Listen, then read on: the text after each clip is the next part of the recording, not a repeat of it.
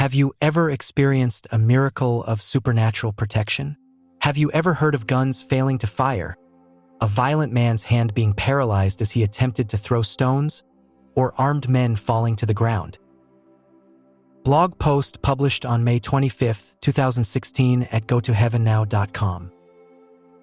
In part 1 of this series on divine protection, we talked about having God's perspective so as to see armies of angels and fear no danger. In part 2, we discussed the role of prayer and of hearing God's voice. Like Joseph and the wise men were warned in dreams about how to escape Herod. Part 3 was about overcoming evil with good, as we bless and pray for those who would harm us. As we saw in the story of Elijah and the Aramean armies who were blinded, overcoming evil with good is often combined with an element of supernatural protection. Today, we will discuss protection through miracles. Fire from heaven. In 2 Kings, we read a story of Elijah being delivered from bands of men sent to take him. They were consumed by fire from heaven. 2 Kings 1 verses 9 to 15. Then the king sent to him a captain of 50 with his 50 men. He went up to Elijah, who was sitting on the top of a hill, and said to him, "O man of God." The king says, "Come down." But Elijah answered the captain of 50, "If I am a man of God, let fire come down from heaven and consume you and your 50. Then fire came down from heaven and consumed him and his 50. Again the king sent to him another captain of 50 with his 50. He went up and said to him, "O man of God, this is the king's order. Come down quickly." But Elijah answered them, "If I am a man of God, let fire come down from heaven and consume you and your 50. Then the fire of God came down from heaven and consumed him and his 50. Again the king sent the captain of a third 50 with his 50. So the third captain of 50 went up and came and fell on his knees before Elijah and entreated him, "O man of God, please let my life and the life of these 50 servants of yours be precious in your sight. Look, fire came down from heaven and consumed the 2 former captains of 50 men with their 50s. But now let my life be precious in your sight." Then the angel of the Lord said to Elijah, "Go down with him. Do not be afraid of him."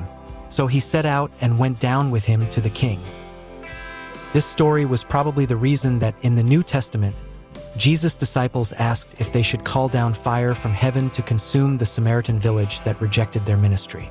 What was Jesus' response? Luke 9 verses 55 to 56. But he turned and rebuked them and said, "Ye know not what manner of spirit ye are of. For the Son of Man is not come to destroy men's lives, but to save them." And they went to another village. There are many modern-day parallels to the story of Elijah and the fire from heaven. Instead of God's fire consuming the attacker, it stops them in their tracks and may also deliver them from the demons that influenced them. Even when Jesus' opponents came to arrest him, they fell to the ground when he said who he was. Jesus chose to go to the cross. They could not have taken him unless they were allowed. John 18 verses 4 to 6. Then Jesus, knowing all that was to happen to him, came forward and asked them, "Whom are you looking for?" They answered, "Jesus of Nazareth." Jesus replied, "I am he." Judas, who betrayed him, was standing with them. When Jesus said to them, "I am he," they stepped back and fell to the ground. Violence stopped by miraculous intervention. Carlos Annacondia is a prominent evangelist of the revival in Argentina. In his evangelistic crusades, large percentages of the populations of whole cities have made commitments to follow Christ. His evangelistic crusades have been especially marked by many people being delivered from demonic oppression. It is often found after many evangelistic crusades that only a small percentage of the people who made commitments to Christ have a significant change in their lives that can be seen a few years later. However, Annacondia's crusades have been unique in their long-term impact. Annacondia has preached in dangerous places, and he shared several stories of the Lord's protection in his book, Listen to Me, Satan. On one occasion, a woman hid a knife in her clothes to kill Carlos. When she came near to kill him, she instead fell on the ground and was carried to a tent to receive deliverance ministry. They found the knife as they ministered to her. Then they heard her story. When Carlos was in the city of San Martin, people told him not to go up on the stage because several men were waiting to shoot him. He was unmoved because he saw from God's perspective.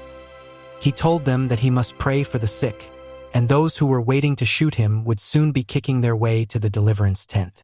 It sounds like he had come to expect this. When he took the microphone and said, "Jesus," the armed men fell to the ground and were taken to the deliverance tent, just as he had said. In the city of San Justo, a sniper tried to kill Carlos. Every time that he tried to shoot, a fog covered the platform so that he couldn't aim. The gun would not fire when aimed at Carlos, but it fired when pointed in any other direction. After trying several times, he also ended up in the deliverance tent.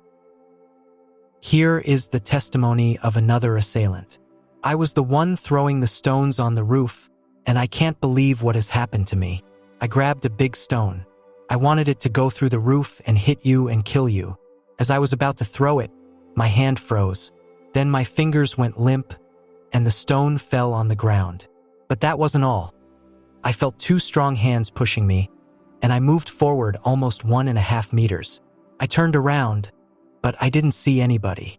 I felt pushed again, but there still wasn't anybody there. Push by push, I was brought to the entrance of this place. The last push was so strong that I ended up in the middle of the congregation, and when I wanted to stand, my legs wouldn't support me.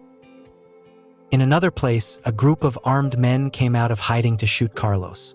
Without even noticing the armed men, he put his hand out of the car window to wave goodbye to some people.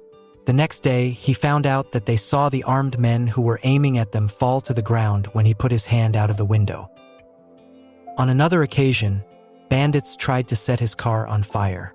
When they came near it, they fell on the ground. They tried to push it, but the license plate was on fire, and they couldn't touch it.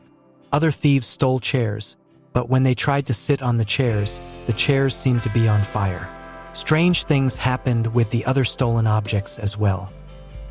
I have personally heard testimonies from many other people who were at gunpoint and the gun wouldn't fire, or whose attackers were scared because they saw angels. Todd White shared the story of when a drug dealer fired at him repeatedly from 10 feet away as he got into his car to drive away. He heard God speak to him in the car, "I took those bullets for you." There were not even any bullet holes in the car. The bullets vanished or were stopped before they hit the car.